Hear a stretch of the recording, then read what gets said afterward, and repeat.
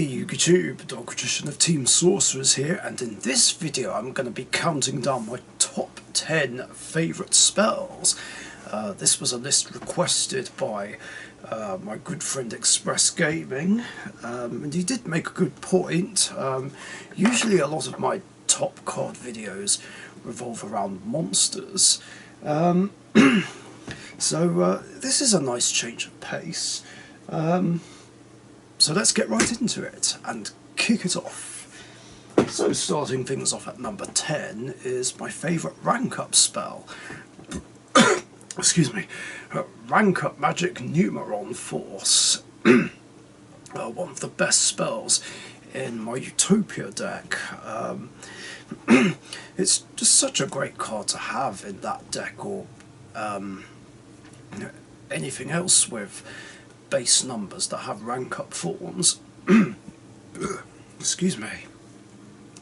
And not only that, I really like how it has the added effect of just negating the effects of all other face-up cards on the field. Like, it's such an amazing handy effect, which has helped me out many times. I mean, just in general, negating all face-up cards on the field is just incredible anyway, and puts you in a really strong position.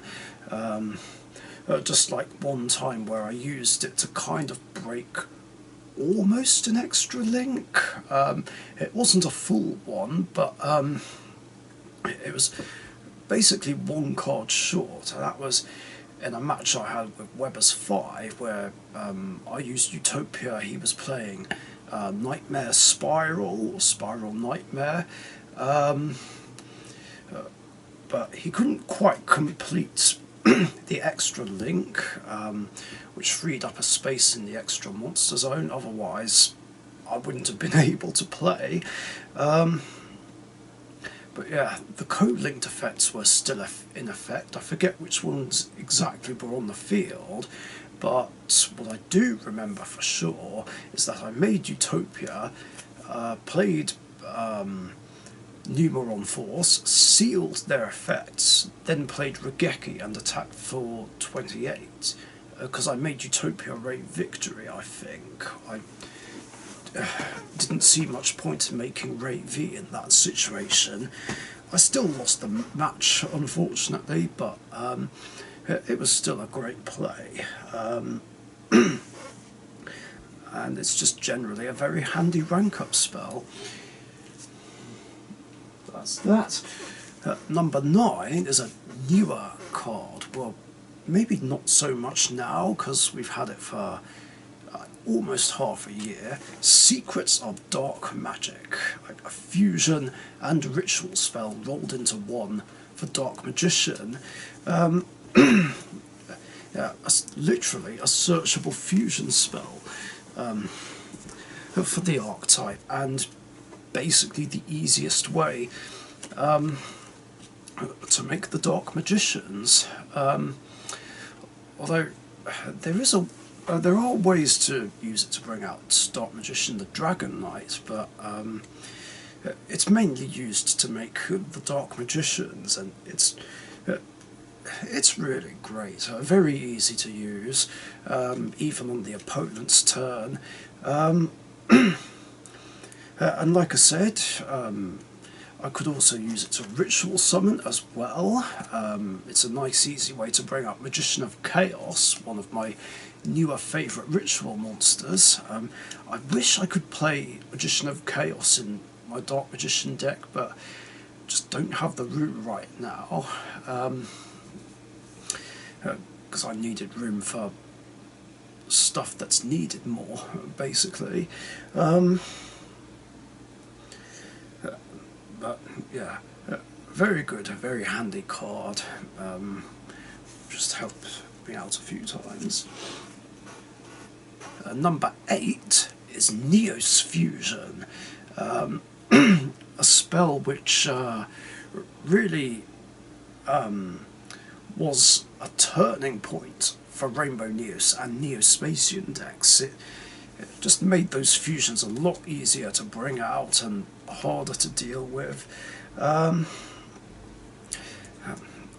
Yeah, it was made for Neo-Spacians, basically, and was also a way to help keep them on the field.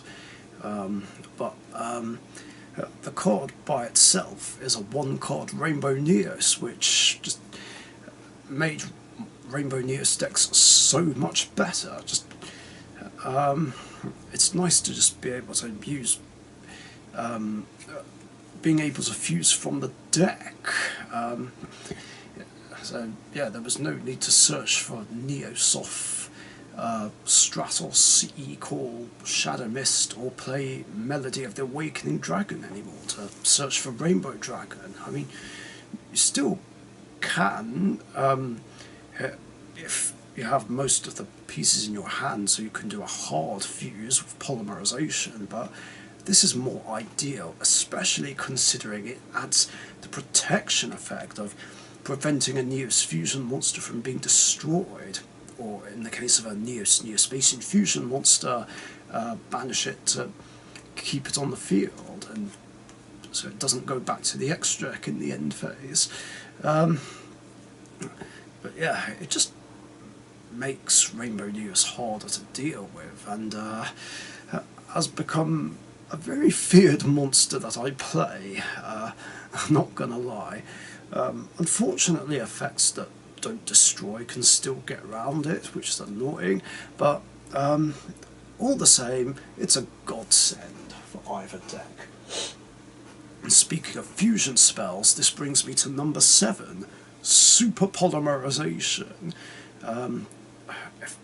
If I'm right, this is the first ever Speed Spell 4 card, when nothing can be activated in response.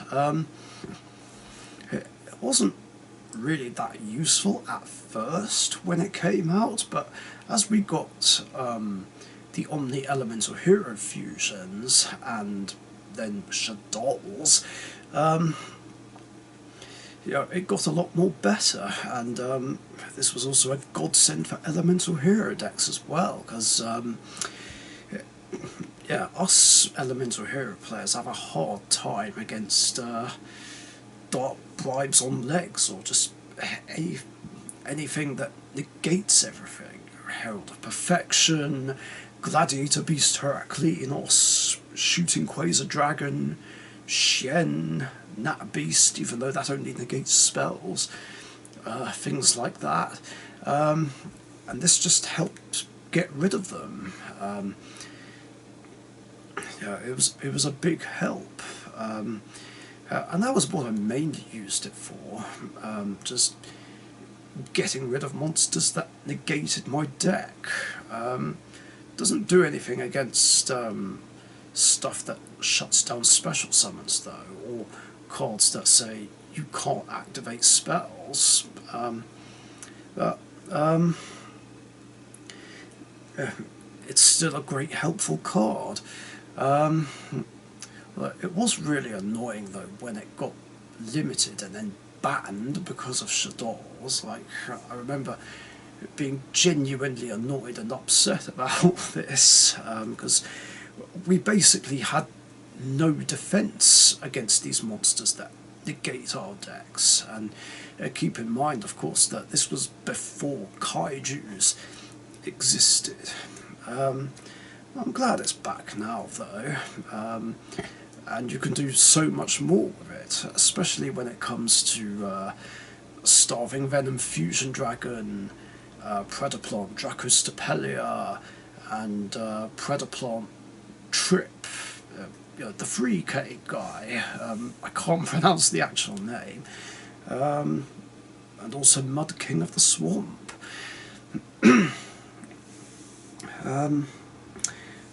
Will this get limited or banned again?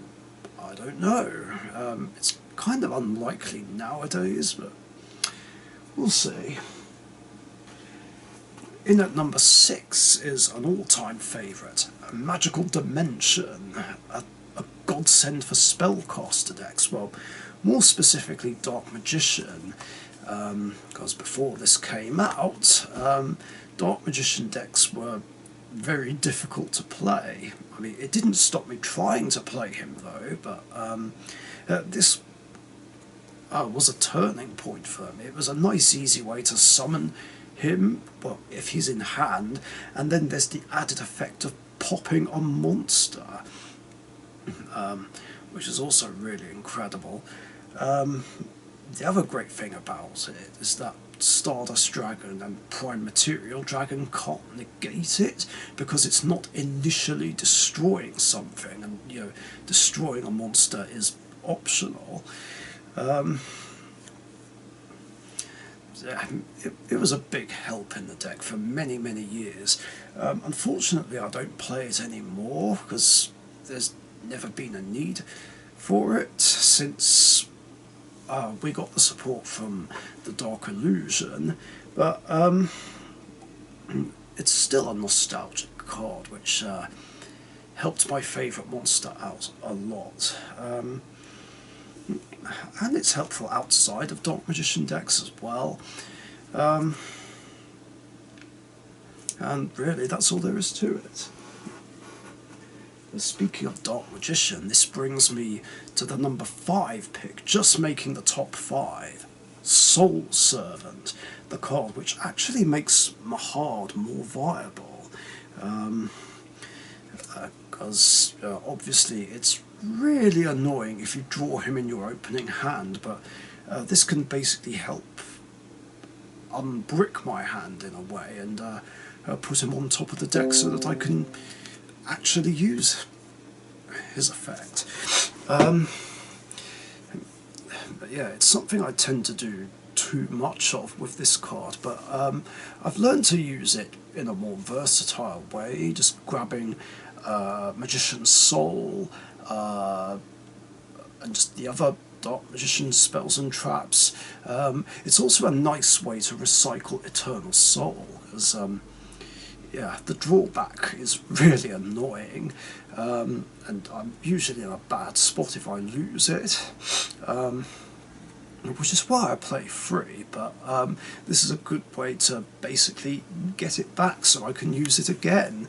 And the draw effect is really nice too. Like, who can say no to drawing like up to 3 cards? I know it would be 4 if Dark Magician, Dark Magician Girl, Mahard and Mana are on the field and in grave, but unfortunately I don't play Mana anymore because she hasn't really been that helpful due to the fact that she's just a bit tricky to use and depends too much on the opponent targeting my spellcasters.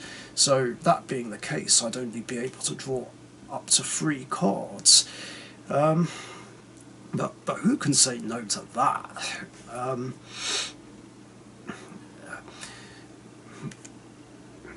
It's a very good, useful card. Yeah, and it helps me get to any card that has Dark Magician in the card description, not just the monsters. I would have liked something that could search the monsters, but this is basically the next best thing. Yeah, this could also grant me access to Magician's Roll if need be, or Apprentice Illusion Magician.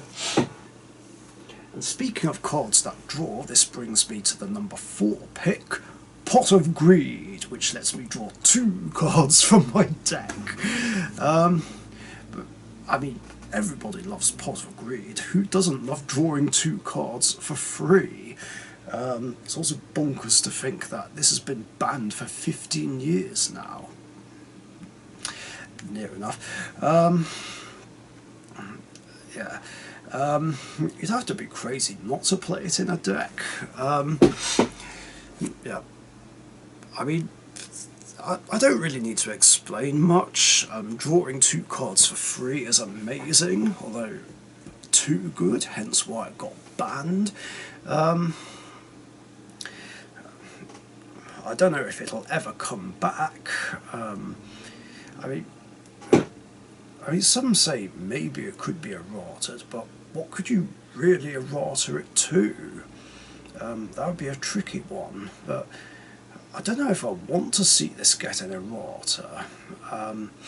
Yeah, as much as I like that Chaos Emperor Dragon and Ring of Destruction got errated, I'm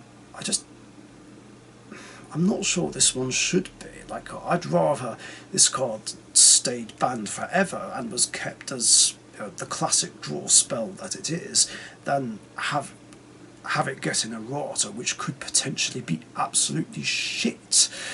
I don't know. I mean, it would be nice, but I don't see it happening. Coming in at number 3, continuing with the theme of draw spells, Graceful Charity. I didn't mean to have it upside down. Despite the drawback, no pun intended, honest, it's so much better than Pot of Greed, just drawing one extra card and then discarding cards that you're happy to discard. Like, in GOAT format it would be Sinister Serpent, Chaos Fodder,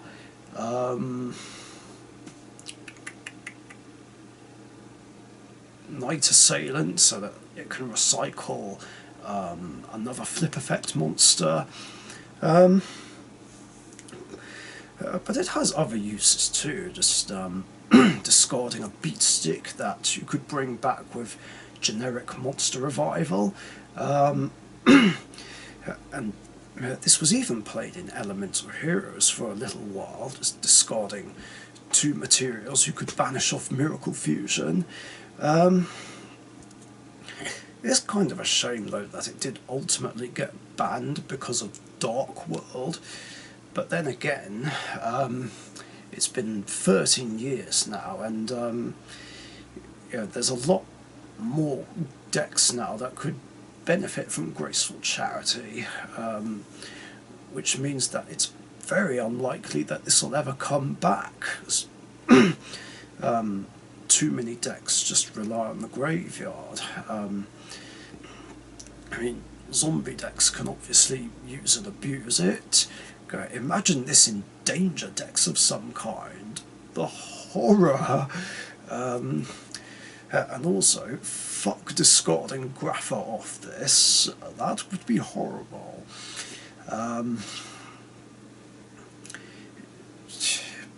Not only that, Shadows could use it, Burning Abyss could use it.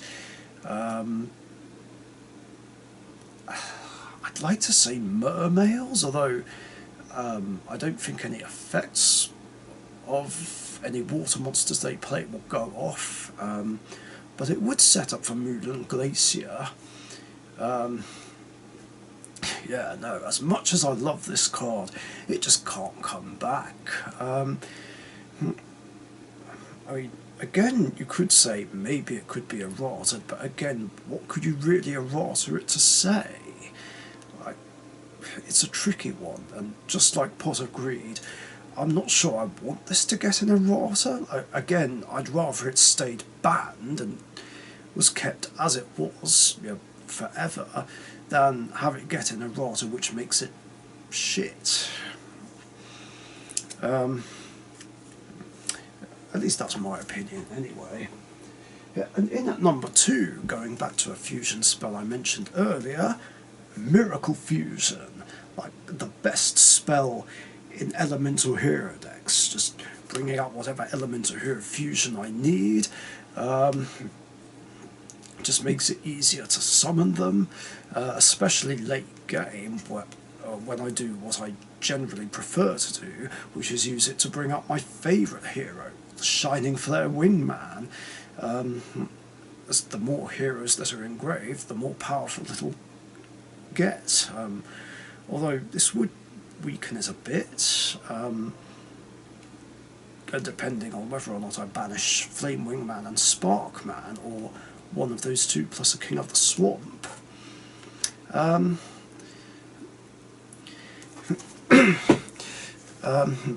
I like how we have a monster that searches it out specifically, Sunrise,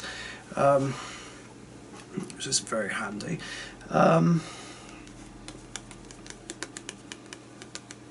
what else was I going to say about it?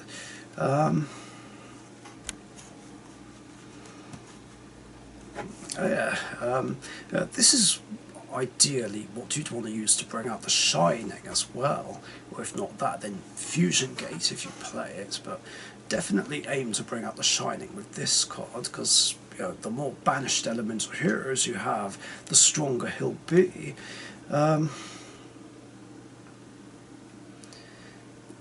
Yeah, it's got me out of tight spots on so many occasions in the past.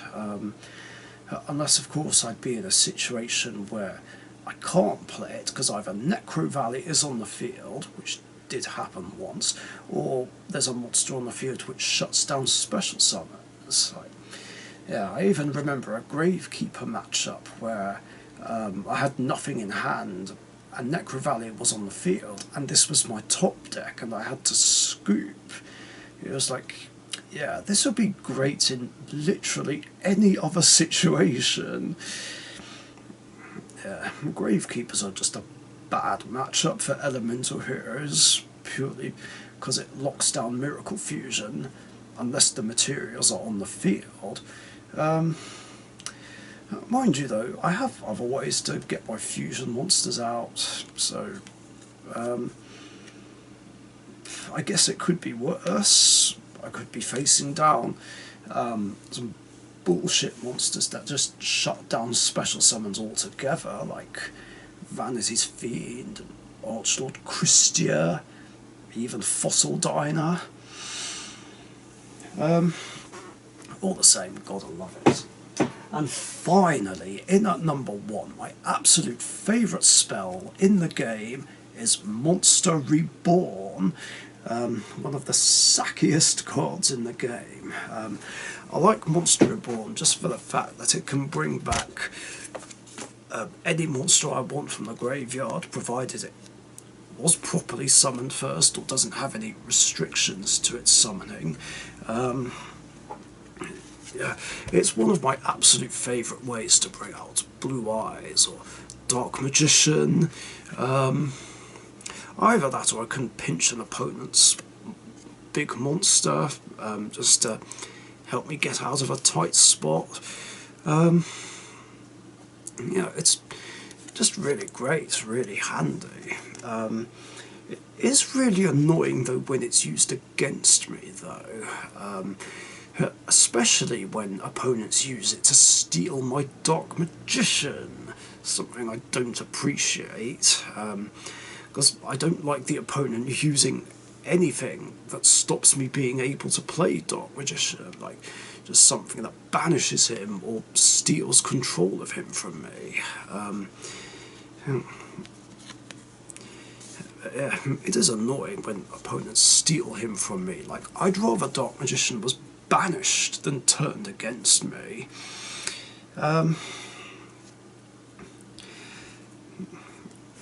Yeah. It's a powerful sacky card. I'm actually surprised that it did get unbanned, like, after over 4 years. Because, yeah, it is one of those cards that just seems unhealthy for the game. And interestingly, competitive decks apparently aren't even playing it, and I really don't understand why. I mean, if you're playing Endymion, I can understand, because you don't. Endymion players don't rely on the graveyard really, and they don't really need to take opponents' big monsters from the graveyard, considering what they do.